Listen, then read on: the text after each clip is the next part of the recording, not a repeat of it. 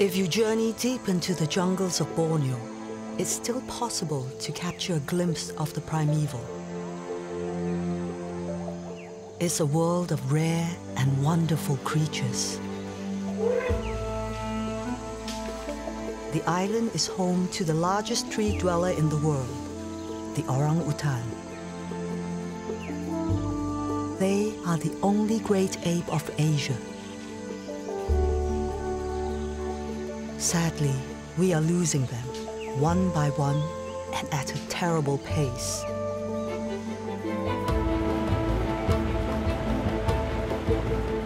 I'm Michelle Yeoh, and I've come home to Malaysia for the adventure of a lifetime. Okay, mari, jalan. In the animal's eyes, I see a thoughtful and intelligent being. Good, you see, he's really ready to go. I'm here to find out what's being done to protect this remarkable creature, to meet the people fighting to save them. Join me deep in the jungles of Sabah, Malaysia, among the great apes.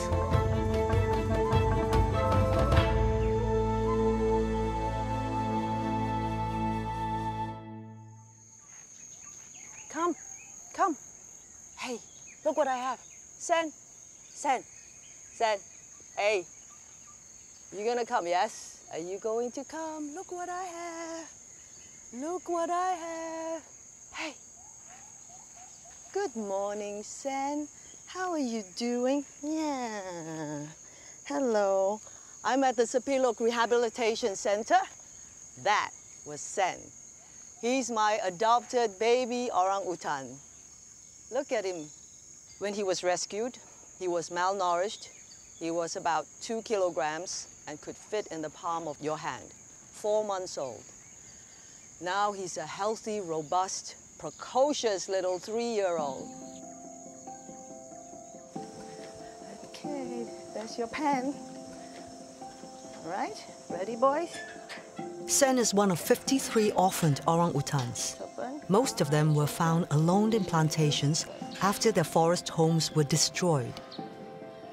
Sepilok provides a home and safe haven with the intention of returning them first to full health and then back to the wild. Yeah, both of them are in there. You want to go play with them? Look at them. I'm volunteering here to see for myself what it takes to return them home.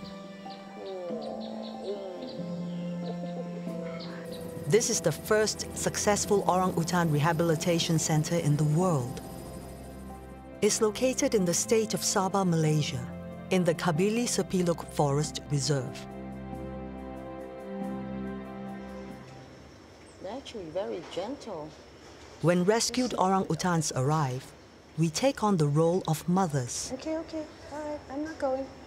I'm starting to feel a real bond with these babies. Oh, come on, baby. No, your bottle is over there. Come on, hold on.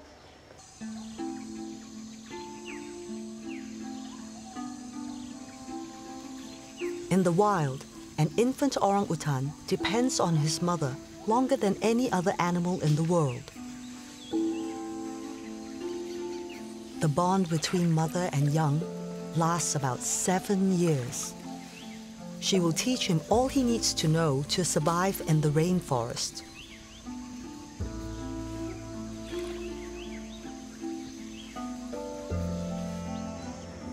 Hi, Dr. Cecilia. Michelle. Good morning. Morning. They're enjoying the electrolytes. Yes, See that? yes. Okay. At the center, Dr. Cecilia is the resident vet. Well, we normally feed them with milk. Yeah. But today they're having a bit of diarrhea, as you can see here. Yeah. So that's why we give them rehydration fluid, the oral electrolytes. Yeah. The rest of the youngsters are getting restless and demanding their morning meal. You can. Hi, son. It's not easy to keep up with so many hungry mouths. Good baby. Then with the older ones, oh my goodness. They were hungry, crying desperately, screaming away, throwing little hissy fits. One at a time, okay? Send first. Send first. We're coming to you, Isong. Don't worry. Here we go, baby. Here, come here. Okay. You got it? Are you good? Yeah. Cheerio? Okay, darling. Woo! So everybody is very excited to get their milk. And when they finish theirs, they're eager to get next door's milk as well. Come on, Candy. After breakfast, we move the orang-utans to their play cages for exercise. All right. Yeah? Okay. Let's go. All right. You feeling good this morning? Whee! Good. Come on. Hey, you're behaving well this morning. Yes, you'll get your play when you get into your pen. Go, one at a time. All right. Up. Go up. The play cages allow them to develop their social skills. Up you go. There we are. Yeah. Play nice. But this little one has something sneaky in mind. They're actually very good at opening the locks. They can reach their hand out and, you know, jiggle this. I know you know how to do it. I've seen you do it before. Don't try to look innocent.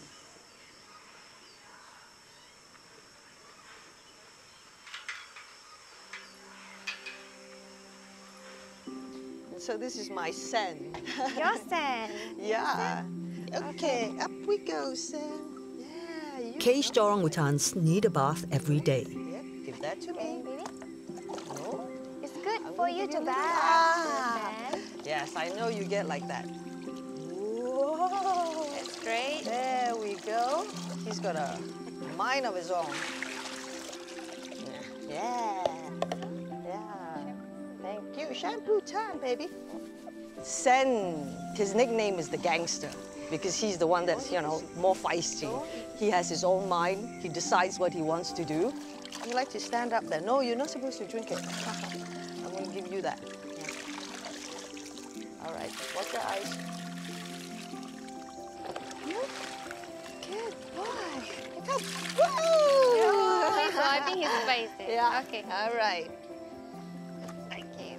Wiping time. There we go. Go. Okay.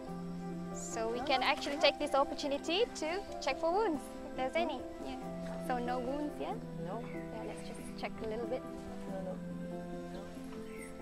Nice little rub down, like a little massage for you. Whoa, he's like in a spa now. Clean your hands. Let me see your hands. Whoa. Hey, see, that's what he loves to do. This is my little Sen. He's got character. Okay. Let's it's go. Let's okay. go. Let's go. Okay. Okay. Nice and clean now. Very nice and clean. Okay. Good boy.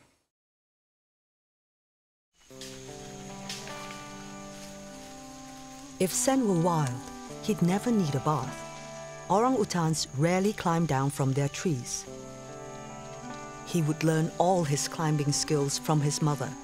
By 3, he would be able to venture out on his own, but usually stay within her watchful eye. Let's go again. But at the center, it is critical orphans learn from their human caregivers and from each other. Come on. Yeah. Yes. Well done. You try to do this. Sen is perfecting his climbing skills. Clever. It's a slow process, and he needs lots of encouragement. Whoa. Yay. He's going for it. Good boy. That's right. Good boy. Well done. Well done. So that's why he's so... This time the fall was minor, but a fall in the wild could be catastrophic. So it's important Sen has lots of time to practice. What's up? Hi, Sen. Hi, Sen. Hi, Sen.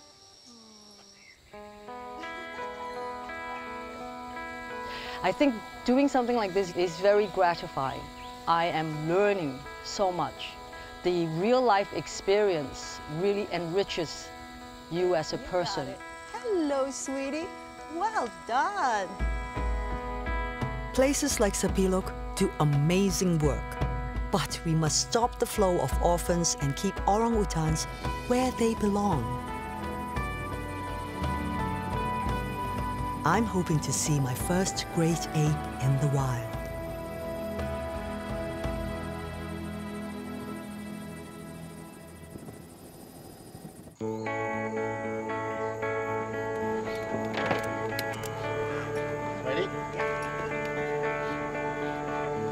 A warrior in the battle to save orangutans is Mark Ancrenas. All right, this is the way. Here we are. Yeah.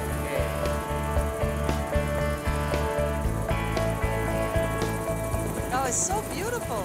It is beautiful. We're flying over one of the most spectacular wildlife habitats in Southeast Asia, the Kinabatangan floodplain in the state of Sabah. So we are now in Kinabatangan. Yeah, it's the longest river in Sabah. Mark has been working in Sabah for about 15 years. When he began, there was little information on how many and where orangutans lived, so it was critical to count them. It's very difficult to spot the orangutan. So actually what we do is not to look for the animals, but we look for their nest. Orangutans are building nests every day. So the nest, of course, they don't move in the forest, unlike orangutans. So it's easier for us to find the nest. So what we do now is to try spotting orangutan nests. Is that one there? There. Yeah, here you have one nest. Very good. Using helicopter and ground surveys, not only did he learn there were over 1,000 orangutans living within the Kinabatangan floodplain, but 11,000 in Sabah. Oh wow, big one here. Wow, yeah. Finding 1,000 orangutans is good news. Over the last century, the orangutan population here has decreased by 95%. It is also estimated that more than 3/4 of Sabah's virgin forests have been logged. For years, scientists thought orangutans needed virgin forest to survive. This area it's not virgin forest. No, it's not. These forests have been exploited, and what we started to do 15 years ago was to study whether orangutan could survive or not in this kind of habitat. And what we find out is that they are mostly eating fruits, but when there is no fruits available, like in this kind of forest, they will go for leaves or for bark. We still have a lot of different trees, as you can see, which means that there is enough food available for the animals. Knowing this, conservation plans can be made where even degraded forests play a role in orangutan survival. From the skies, we take to the river.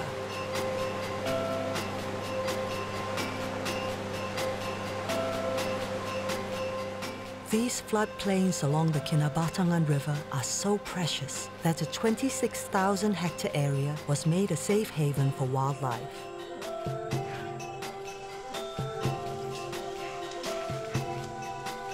Found only in Borneo, proboscis monkeys are one of 10 primates that live here. Only the males have a pendulous nose and an outrageous pot belly.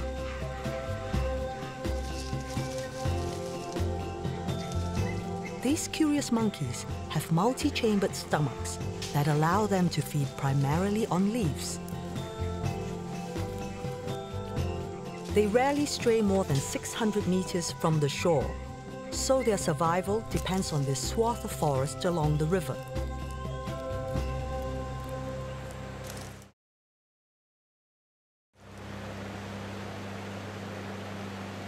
To protect its rare biodiversity, Mark and the Sabah Wildlife Department established the Kinabatangan Orangutan Conservation Project.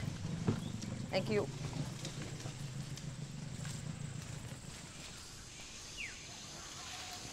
Now the project has 40 local research assistants. Its permanent study site is where most of the detailed orangutan research is done.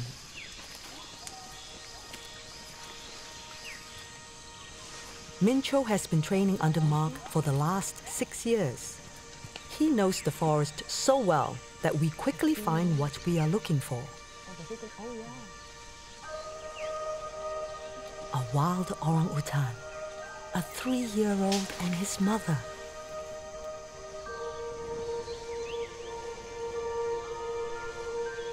She knows where the best fruit trees are and will return to them throughout her life.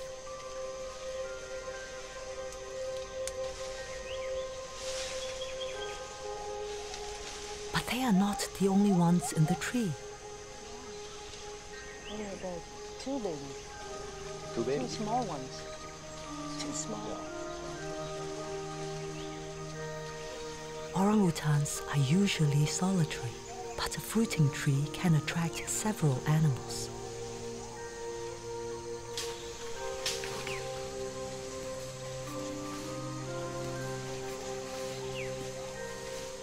Here she is. Nearly all adult females in the Kinabatangan area have babies, but researchers rarely see them interact like this. But do babies always play together? Yeah, it's very rare actually, because usually the baby are staying with the mother, and they are solitary. Orangutans still impress even experienced scientists like Mark. Wow, very cool. Very lucky today.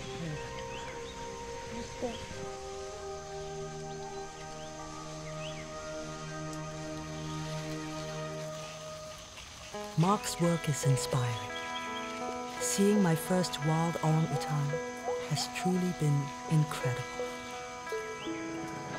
Take care, eh? Hey guys, see you soon. So we're gonna go up and down Sungai Kinabatangan now? Mincho tells me that in the last 10 years, there has been a gradual decline in poaching and illegal logging. The community now realizes the importance of preserving the forest for their well-being and for wildlife.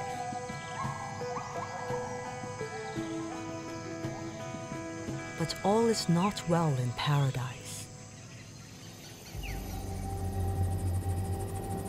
Habitat loss is the most critical threat to the survival of the orangutans here.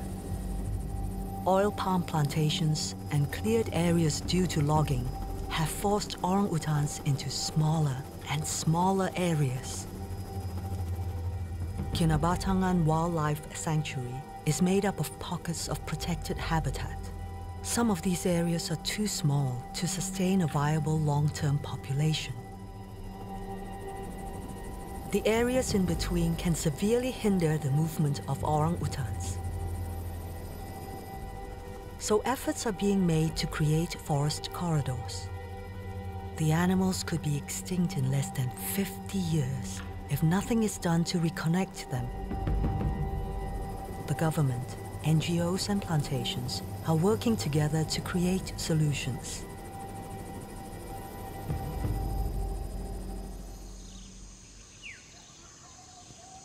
Kopal Mascot, a community-based organization, runs a forest habitat restoration project. The process begins high in the canopy. Seeds have to be collected so that they have trees to plant. All right, okay, Michelle, you happy to put this on? Okay. So just put your leg in there. Martin Vogel, a project advisor, gets me ready to climb. Just until you get the waist bit on.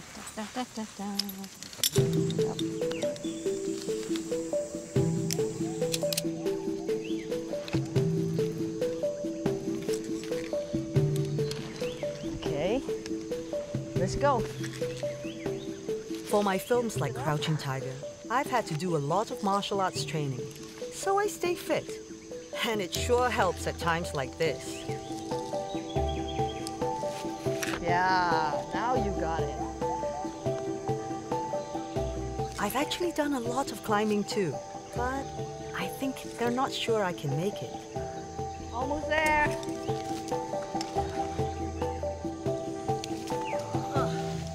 Woo! You made it. Well done. All right. How Pick high up. up are we now? How high are we up?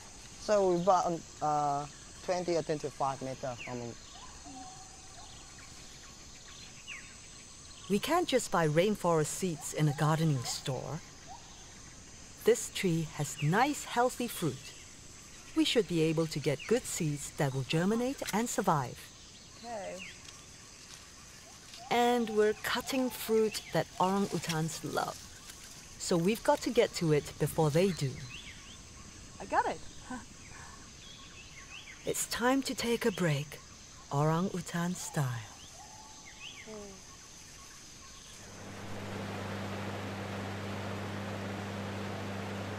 I need to Rosli Jukrana oversees the forest restoration project. Getting my bearings. They've raised saplings from recently harvested seeds. And now it's time to plant them. Ah, great, thank you. All right, I'm excited. Okay. Armed with this basket of saplings, I'm headed out to create a forest corridor. Okay, mari. Jalan. Saya ikut. It feels like a lofty goal to try to plant a rainforest. But these folks are doing it, step by step, tree by tree. Can you imagine trekking through this every day, huh? First thing in the morning, because they have to plant the trees quite far in.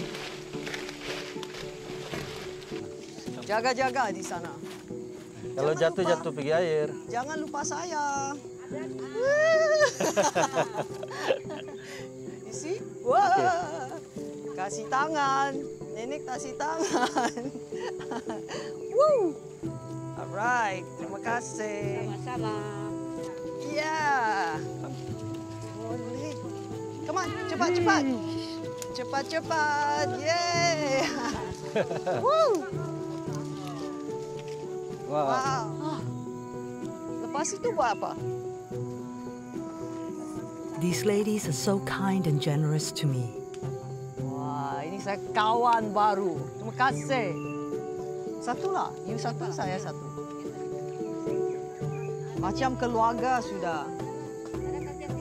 They all take great pride in the work they do here. Their children and grandchildren will depend on these forests, just as their ancestors did. You worked in timber? Yeah. Yeah? Rosli is an example of how the community is changing. He once worked as an illegal logger. Now, like many others, he's proud to earn his living replanting the forest. In time, these tiny saplings will ensure the survival of the orang-utan and many other species. After a sapling takes root, they need to nurture and protect it for 3 years. A lot of effort, and they are making progress. They have planted over 110,000 trees.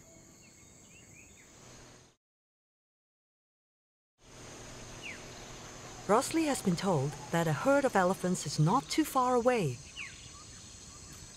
From the river, we spot 2 adolescents.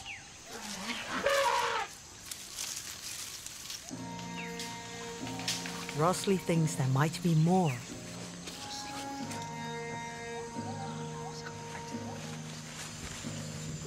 Slowly, they emerge from the dense jungle. It's amazing. We are so close to an entire herd of pygmy elephants, the smallest of the species. They are found only in Borneo.